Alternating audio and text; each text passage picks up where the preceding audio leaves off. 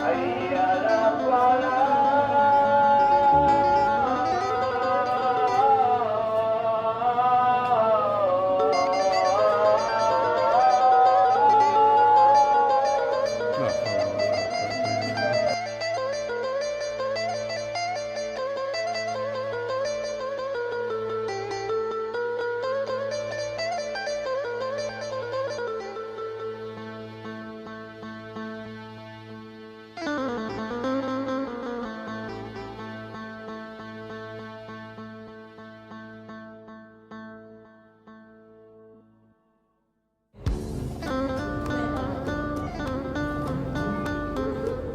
Ya itu. Ya bangun lu.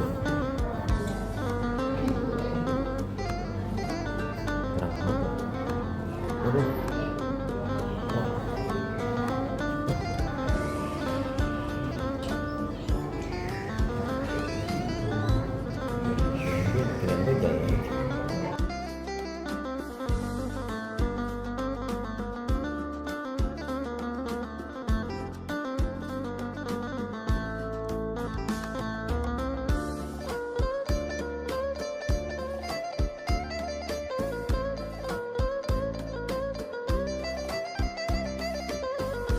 Assalamualaikum warahmatullahi wabarakatuh. Waalaikumsalam warahmatullahi wabarakatuh.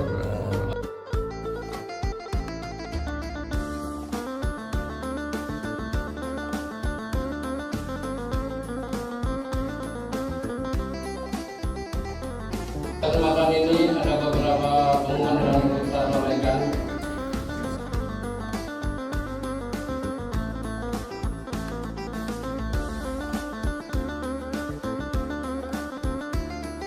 Adapun untuk imam sholat isya dan khutbah akan disampaikan oleh Bapak Ustadz Mubarak.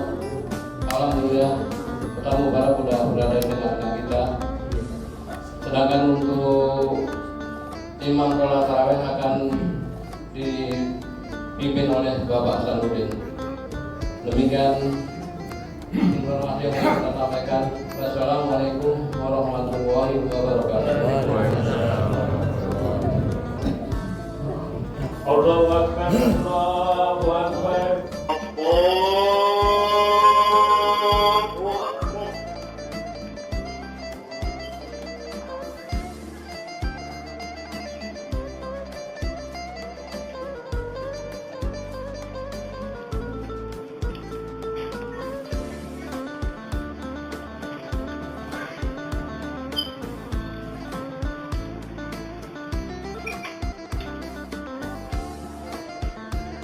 Bismillahirrahmanirrahim. Alhamdulillahi Rabbil alamin. Ar-Rahmanir Rahim. Maliki yaumiddin. Iyyaka na'budu wa iyyaka nasta'in. الصراط المستقيم صراط الذين أنعمت عليهم غير المغضوب عليهم ولا الضالين.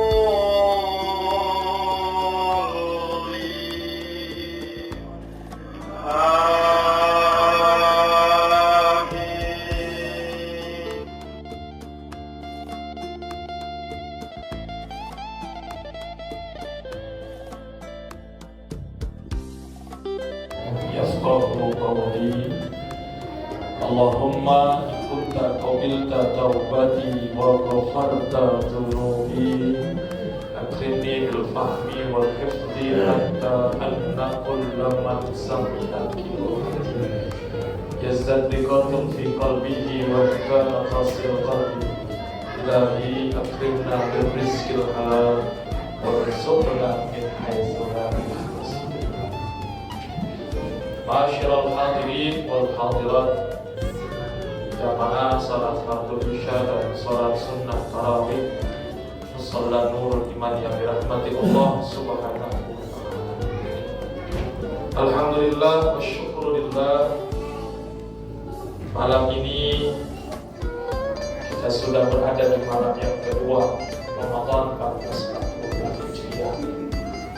Setelah kemarin malam kita berharap-harap cemas, sudah terlihat hilalkah, sudah masuk Ramadankah dan lain sebagainya. Saya berpendapat bahwa isbat kemarin yang pertama mungkin dia terlihat hilal di Aceh karena memang hanya di Aceh yang memenuhi batas minimal kriteria bisa dilihat dan waktunya pun sangat sebentar.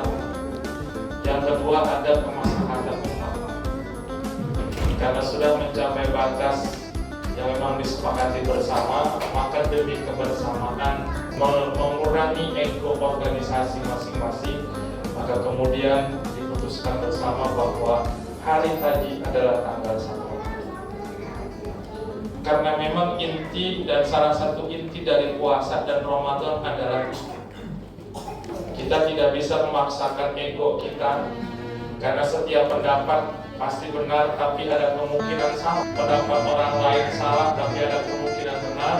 Maka disitulah kita kemudian dididik oleh Allah Subhanahu wa Ta'ala di bulan Ramadan ini, terkhususnya di ibadah puasa.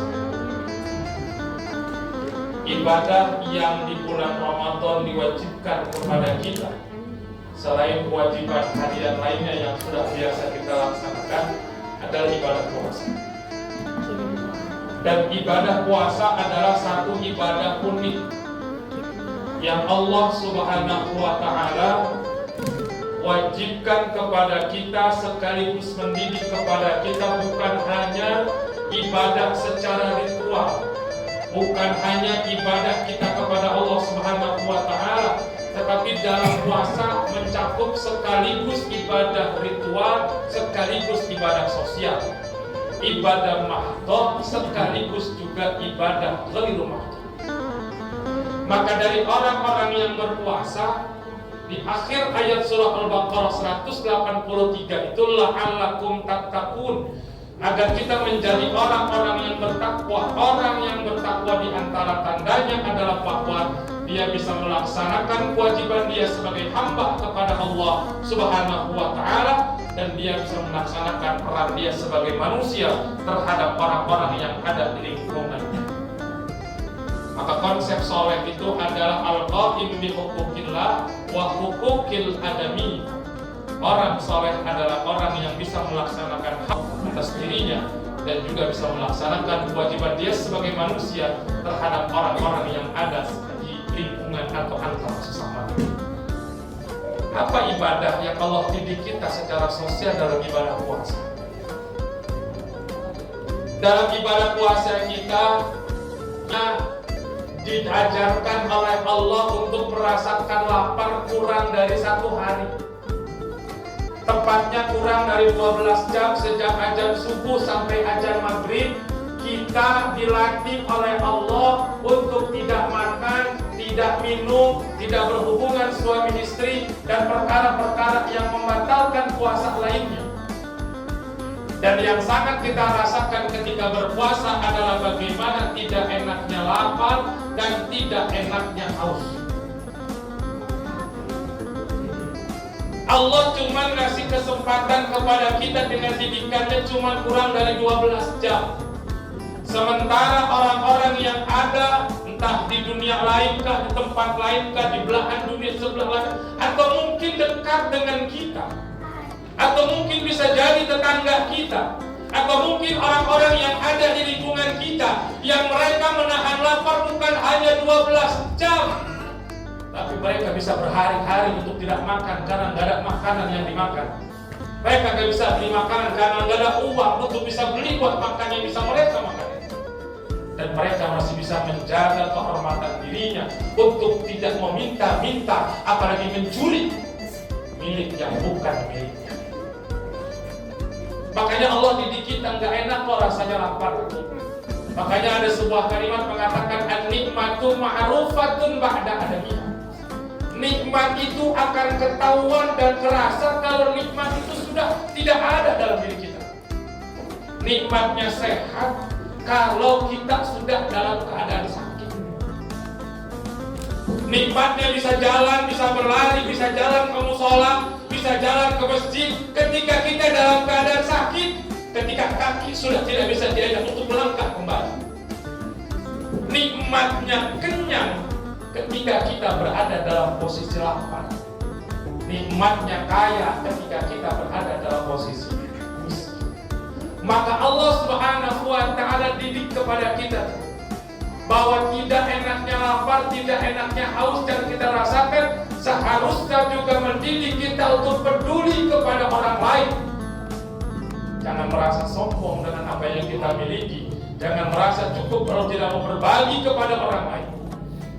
Tetapi dengan kita dididik untuk bisa merasakan yang dirasakan oleh orang lain, lalu kemudian timbul berbagi kepada orang lain, maka kemudian Allah menyediakan pahala yang besar.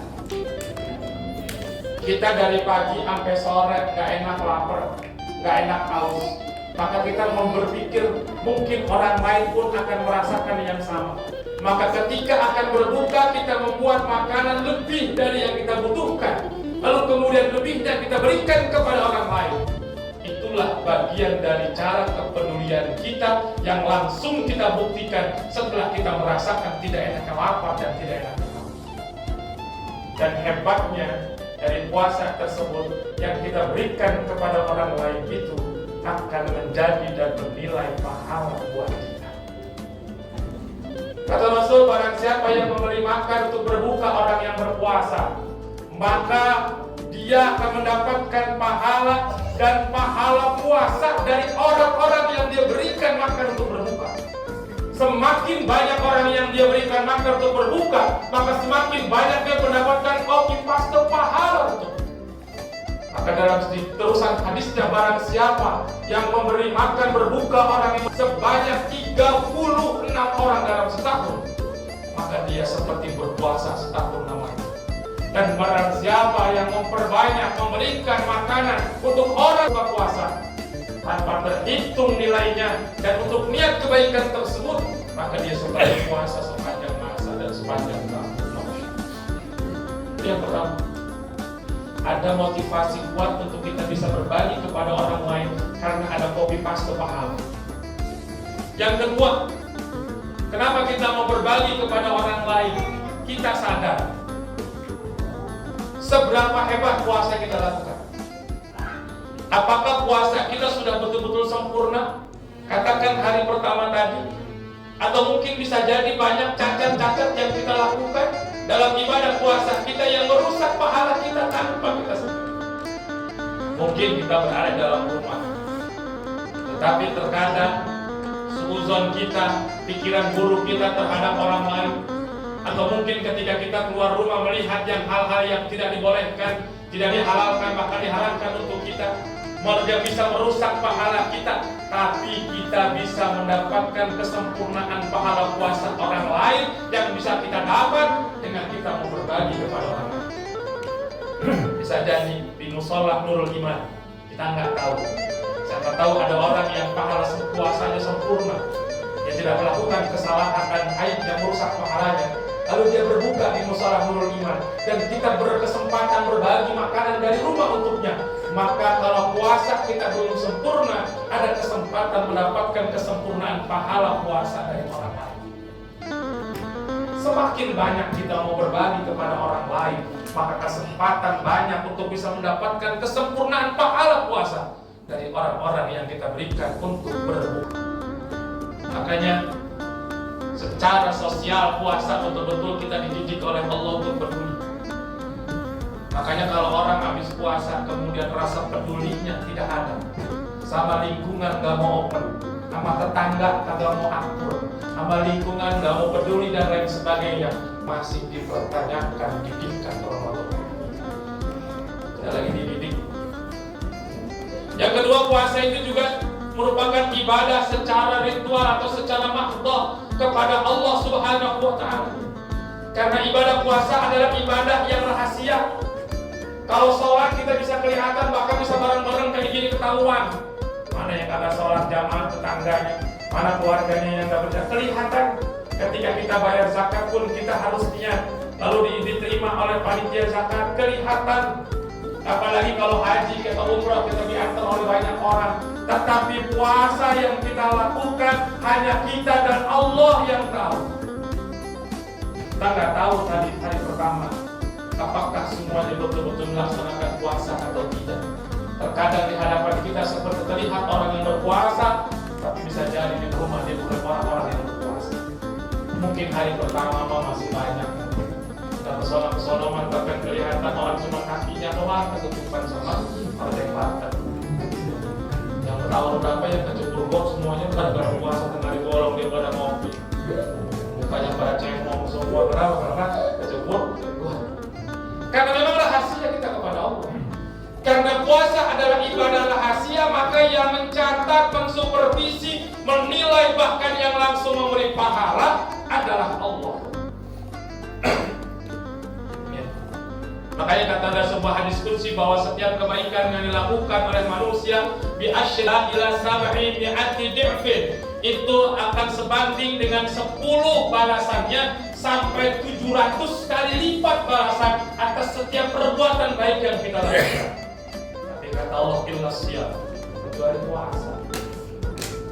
Puasa itu nggak ada takaran 10 kali lipat, 700 kali lipat, 30 kali lipat, nggak ada. Kenapa? Asyamu li wa ana ajzi bihi.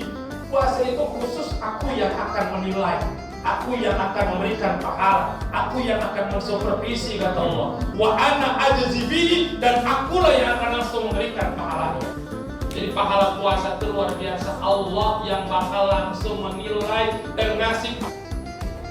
Dan bisa jadi pahala yang kita dapat lebih besar dibandingkan 700 kali lipat pahala terbesar yang disebutkan Allah dalam lipatan amal kebaikan yang dilakukan oleh manusia. Makanya karena puasa ibadah rahasia manusia kepada Allah, hanya orang-orang beriman yang kir dalam firman-Nya untuk melaksanakan puasa. Ya ayyuhalladzina amanu kutiba alaikumussyam. Orang-orang yang punya keimanan kuatlah yang akan melaksanakan yang Allah perintahkan tersebut. Dia nggak melihat tempat ramai, dia tidak melihat tempat sepi, dia tidak melihat dimanapun dia berada, karena ini adalah perintah Allah dan Allah pasti akan melihat dia dimanapun. Maka dia tidak akan berani membohongi dirinya dan membohongi Allah dengan berbuka sendirian tanpa dilihat oleh orang lain. Kenapa? Karena dasarnya adalah iman. Kalau iman sudah menjadi dasar dalam ibadah kita, maka akan semakin menguatkan hamba kepada Tuhannya. Maka pantas kalau orang-orang yang beriman yang sudah bisa melaksanakan puasa dengan baik, la'allakum tattaqun, dia akan menjadi orang-orang yang bertakwa. Kalau takwa jalan keluar permasalahan pasti ada. Orang yang bertakwa akan Allah kasih rezeki dari jalan yang tidak disangka-sangka. Orang yang bertakwa adalah orang yang akan menempati tempat mulia di sisi Allah Subhanahu wa Ta'ala, dan salah satu itu bisa kita jalani dengan melaksanakan ibadah puasa. Mudah-mudahan ibadah puasa kita melaksanakan dengan sebaik-baiknya karena penuh keimanan kepada Allah Subhanahu wa Ta'ala. Allahumma wafiqna. Assalamualaikum warahmatullahi wabarakatuh.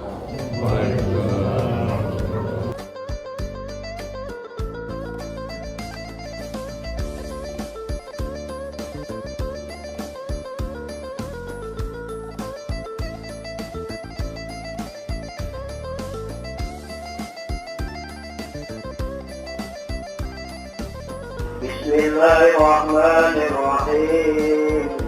Alhamdulillahi rabbil alamin.